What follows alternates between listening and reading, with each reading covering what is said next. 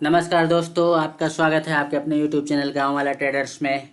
जैसा कि मैंने प्रीवियस क्लास में आप लोगों को बताया था कि ये जो हमारी चौपाल स्ट्रेटजी है, इस स्ट्रेटजी का नाम क्या है? चौपाल स्ट्रेटजी। जो कि हमने इसको क्या किया है, खोजा है। इसका नाम है चौपाल स्ट्रेटजी। ठीक है।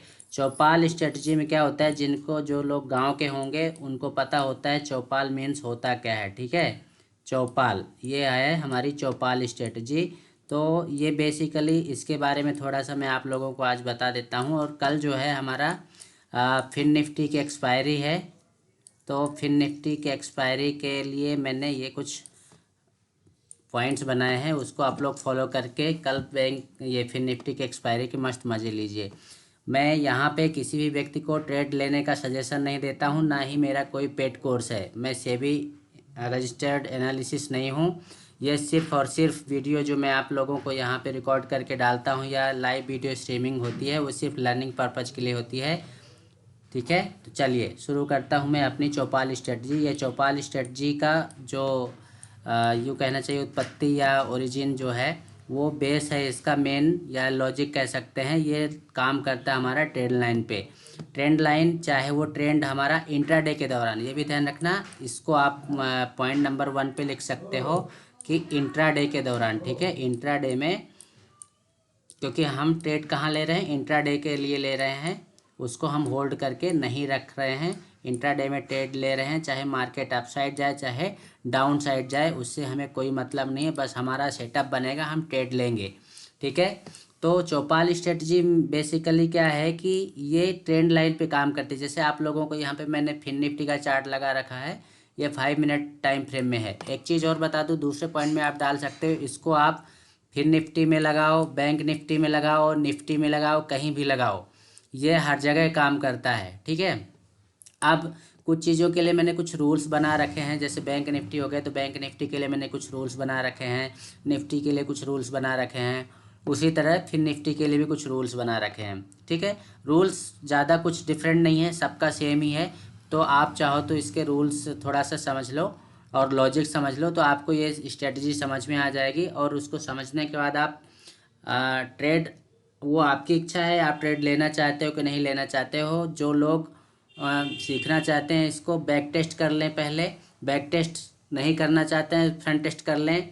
ठीक है। अगर ऐसा कुछ सेटअप बनता आपको दिखाई देता है तो आप बिल्कुल वहाँ पे अच्छा खासा प्रॉफिट गेन कर सकते हो, अगर आपने इस स्ट्रेटजी को सीख लिया तो चलिए आपको बताता हूँ। ये जो ट्रेंड लाइन मैंने यहाँ पे ड्रॉ करी है, इसका ये कहता है रूल कि ये हमको ये ट्रेंड लाइन के अगेंस्ट ट्रेड नहीं लेना है, इसके साथ में ही चलना है। तो हम उसके लिए पहला नियम हमने क्या बनाया है कि ये हमारा जो काम करेगा, ये बेसिकली हमने क्या नोट करना है कि पॉइंट नोट करना है। पहले पॉइंट पे या ट्रेंड लाइन के पहले सपोर्ट पे हमको इसको मार्क कर लेना है कि ये पहला सपोर्ट यहाँ पे ले लिया मार्केट ने। मार्केट इन द सेंस चाहे वो फिन निफ्टी का चार्ट हो, चाहे बैंक निफ्टी का चार्ट हो, और चाहे हमारा निफ्टी का चार्ट हो, हमें नोट करना है पहले सपोर्ट या पहले रेजिस्टेंस पे। ठीक है। अगर ये ट्रेंड डाउन ट्रेंड होता तो डाउन ट्रेंड में हम यहाँ से लाइन ड्रॉ करते ऊपर से। ठीक है। तो वो हमारा डाउन ट्रेंड होता। लेकिन अभी यहाँ पे अगर आप बात करो तो ये जो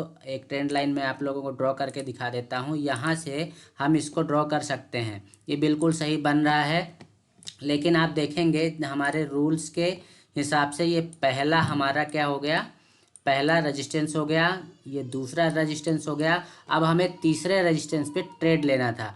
तीसरा रेजिस्टेंस मतलब ये वाला। लेकिन आप देख पा रहे होंगे कि मार्केट ने क्या करा, यहाँ पे इसको ब्रेक करके ऊपर निकल गया। तो हमारा ट्रेड जो है बनने लगा किस साइड के लिए, कॉल साइड के लिए। अगर यही ये रिवर्स आ जाता और रिवर्स आता तो पहला कैंडल जो है, अगर यहाँ पे बेरिश कैंडल बनता, पहला कैंडल बेरिश बनता और दूसरा कैंडल जब इसको इस बेरिश कैंडल के लोअर पॉइंट को क्रॉस करके निकल जाता तो हमारा ट्रेड इसी कैंडल में एग्जीक्यूट हो जाता। फिर ये हमें टारगेट यहाँ तक के ला के रखता, ये हमें यहाँ तक के टारगेट मिलते। ठीक है। फर्स्ट टारगेट में भी पॉसिबल कि यहाँ पे थोड़ा सा सस्टेन करने के बाद मार्केट थोड़ा सा और नीचे जा सकता था, जो कि यहाँ पे प्रीवियस डे का क्या है, क्लोजिंग पॉइंट या लोअर पॉइंट है, यहाँ तक मार्केट जाने की संभावना थी, लेकिन मार्केट ने क्या करा कि यहाँ पे सपोर्ट लेके और इसने अपसाइड का ट्रेंड अपना चेंज कर लिया। तो हमें कुछ नहीं है करना है कि पहला, चाहे डाउन साइड जा रहा हो तो पहला हमें रेजिस्टेंस नोट करना है, दूसरा रेजिस्टेंस नोट करना है, और तीसरा अगर रेजिस्टेंस लेता है यहाँ पे तो तीसरे रेजिस्टेंस पे हमें पुट साइड की ट्रेड मार देना है। ठीक है, सेम टू सेम अगर हम बात करें कॉल साइड के लिए, तो कॉल साइड में हमें पहला हमने यहाँ पे मार्क कर लिया सपोर्ट। ठीक है, दूसरा हमने नोट कर लिया यहाँ पे सपोर्ट, तो हमने नंबरिंग कर दी 1 और 2, और जब ये ट्रेंड लाइन के पास थर्ड वाली जगह पे थर्ड सपोर्ट लेगा तो हमें यहाँ पे ट्रेड एग्जीक्यूट कर देना है। ठीक है, ट्रेड एग्जीक्यूट कर देना है। आप क्या करो कि जैसे ये बेरिश आप देख रहे होंगे, यहाँ पे कंटिन्यू 4 कैंडल्स यहाँ पे क्या बनी है, रेड बनी हुई, मतलब मार्केट यहाँ पे बेरिश कैंडल बनी हुई है। अब एक कैंडल बनी हमारी क्या, बुलिश कैंडल ने जैसे ही पहली बुलिश कैंडल के हाई को ब्रेक किया वैसे ही हमारा यहाँ पे इस कैंडल में ट्रेड एग्जीक्यूट हो जाता है। ठीक है, तो ये हमारा क्या हो गया, एंट्री पॉइंट, ये हमारा हो गया एंट्री पॉइंट। अब ये आप बैंक निफ्टी के चार्ट में भी जाके देख लेना, निफ्टी के चार्ट में भी देख लेना, सेम टू सेम आपको यहाँ पे ऐसे बना दिखाई देगा। ठीक है, तो ये हो गया हमारा एंट्री पॉइंट। मैंने प्रीवियस वीडियो में मैंने आप लोगों को बताया था कि आप लोगों को तब तक डरने की ज़रूरत नहीं है जब तक कि ये अपने प्रीवियस स्विंग लो के करीब नहीं आता है, या इसको टच नहीं करता, या इसको क्रॉस नहीं करता, तब तक आपको डरने की ज़रूरत नहीं है। आप कंटिन्यू ट्रेड में बने रहो। लेकिन आप लोगों के लिए एक चीज़ और बता देता हूँ, यहाँ पे कुछ लोगों के कमेंट्स आए थे कि सर यहाँ पे क्या हो रहा है कि हमारा एसएल पॉइंट जो है काफ़ी दूर का हो जाता है। तो भैया अगर आप बैंक निफ्टी में ट्रेड कर रहे हो तो बैंक निफ्टी में आपको पॉइंट्स की बात, चलो पहले ये समझ लो फिर बताता हूँ। यहाँ पे क्या होता है कि यहाँ पे एसएल पॉइंट हमारा थोड़ा लंबा हो रहा था, तो हमने क्या करा है, उसको एसएल पॉइंट को थोड़ा सा ऊपर खींच के रख दिया है कि आप जिस कैंडल में, थोड़ा सा मैं इसको हटा रहा हूँ, स्क्रीनशॉट जिसको लेना हो ले सकता है। ठीक है, देखिए आई होप आप लोगों ने स्क्रीनशॉट ले लिया होगा। अब देखिए यहाँ पे क्या हो रहा था कि ये हमने फर्स्ट मार्क किया, सेकेंड मार्क किया और थर्ड पे हमने ट्रेड एग्जीक्यूट कर लिया। ठीक, तो यहाँ पे हमने जो एसएल पॉइंट बनाया था कि प्रीवियस स्विंग लो पॉइंट जो रहेगा हमारा, वो हमारा एसएल पॉइंट रहेगा। इससे क्या हो रहा था कि एसएल बहुत बड़ा लग रहा था यहाँ पे। ठीक है, तो हमने क्या करा है कि अगर आप जो ये बुलिश कैंडल है, बुलिश कैंडल को ब्रेक करने के बाद आप यहाँ पे इस कैंडल में ट्रेड ले रहे हो, तो आप क्या करो, एसएल अपना यहाँ पे लगा लो इसी कैंडल को। अगर ये जो बुलिश कैंडल बनी है इसके लो को जैसे ही ब्रेक करेगा, ये आपको दिख रहा होगा, जैसे ही ब्रेक करे, अगर ये रिटर्न, यही कैंडल रिटर्न आ जाती, नो डाउट हम यहाँ पे निकल जाएंगे। लेकिन उसमें कई बार ये होता है कि हम जल्दी से एसएल ले लेते हैं, बस यही होता है। पर मैं उन लोगों के लिए बता रहा हूँ जिन लोगों ने मुझे कमेंट किया था कि सर यहाँ पे एसएल पॉइंट काफ़ी दूर का हो रहा है, एसएल पॉइंट काफ़ी लंबा होता है। कई बार ऐसा होता है, मैंने देखा है, आप लोग भी बैक टेस्ट करके देखिएगा कि ये जो कैंडल है कई बार यहाँ से इसकी विक यहाँ तक आती है और विक वापस से ये कैंडल रिवर्स होके और इस तरह का मूवमेंट दे देती है और कंटिन्यू पे मार्केट अपसाइड चला जाता है।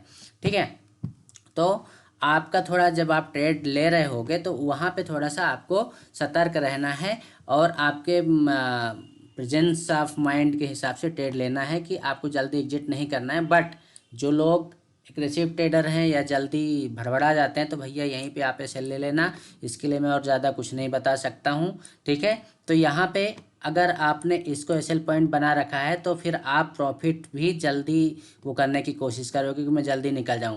आप देखो, मैं इस स्ट्रेटजी के बारे में बता रहा था, बैक टेस्ट करना, बहुत सारे एग्जांपल मिलेंगे आपको। और सबसे बड़ी बात यह है कि ये हमारा हर रोज़ बनता है, इवन साइडवेज मार्केट में भी ये ट्रेड बनता है। बट साइडवेज मार्केट में क्या होता है, ज़्यादा प्रॉफिट नहीं मिलता है, क्योंकि साइडवेज मार्केट जिस दिन रहता है उस दिन हमारा प्रीमियम उतना तेज़ी से नहीं बढ़ता है। ठीक है, और ये ज़्यादातर किस दिन होता है, फ्राइडे के दिन होता है कि हमारा प्रीमियम ज़्यादा नहीं बढ़ता है। ठीक है, तो अब ये हमारी जो स्ट्रेटजी है, हमने यहाँ पे ट्रेड मार दिया और हमने यहाँ से यहाँ तक का अच्छा खासा प्रॉफिट ले लिया।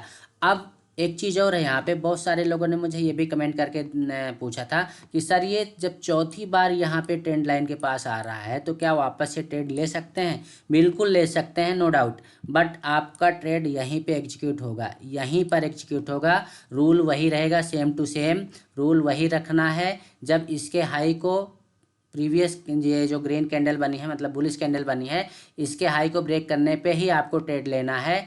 लेकिन ध्यान रखना, जितना ज़्यादा प्रॉफिट आपको थर्ड नंबर पे दिया है उतना ज़्यादा प्रॉफिट आपको फोर्थ नंबर के ट्रेड पे, मतलब फोर्थ नंबर के जो हमारा सपोर्ट लिया है इस पे उतना ज़्यादा प्रॉफिट नहीं मिलेगा, इतना लंबा प्रॉफिट नहीं मिलेगा। उसका रीज़न क्या होता है कि ये जब दिन भर जो भी मूवमेंट हो जाती है तो ये जो चौथे नंबर का जो हमारा ये सपोर्ट या रेजिस्टेंस पे जो ये हमारा सेटअप बनता है वहाँ पे फिर टाइम कम बचता है। टाइम कम बचता है मतलब 3:30 बजे के लगभग ये आप देखोगे कि ये कैंडल हमारी 3 बजे की होनी चाहिए, या हाँ देखिए 2:50 की है, 2:50, और यहाँ पे हम जहाँ पे एंट्री ले रहे हैं तो ये हमारी 2:55 या ये वाली 3 बजे की है। तो यहाँ पे टाइम कम बचता है, इसलिए इसका मूवमेंट ज़्यादा लंबा नहीं होता है। कई बार हो भी जाता है बट वो रेयर केस में होता है, ये ध्यान रखना। चौथे नंबर का अगर हमारा सेटअप बन रहा है तो थोड़ा प्रॉफिट देगा, तो वहाँ पे जल्दी निकलना है। कहने का मतलब ये है कि आपने अगर चौथे नंबर का वो सेटअप, चौथे पॉइंट पे अगर आपने सोचा कि एक और ट्रेड ले लेता हूँ या ले लेती हूँ, तो वहाँ पे आपको जल्दी निकलना पड़ेगा। Quick entry and quick exit, 1 या 2 कैंडल में ही निकलना पड़ेगा, ठीक है।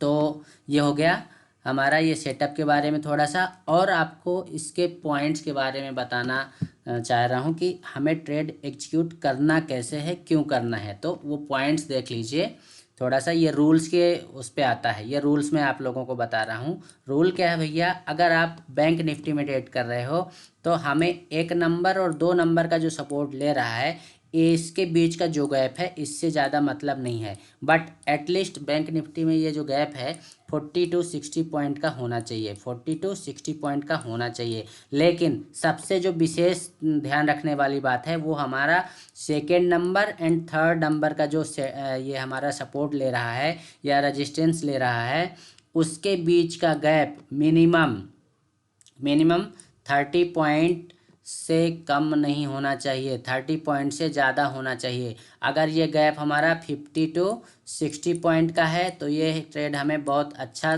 प्रॉफिट दे के जाता है, और अगर इसका गैप 80 to 100 पॉइंट है तो ये भी अच्छा प्रॉफिट दे के जाएगा।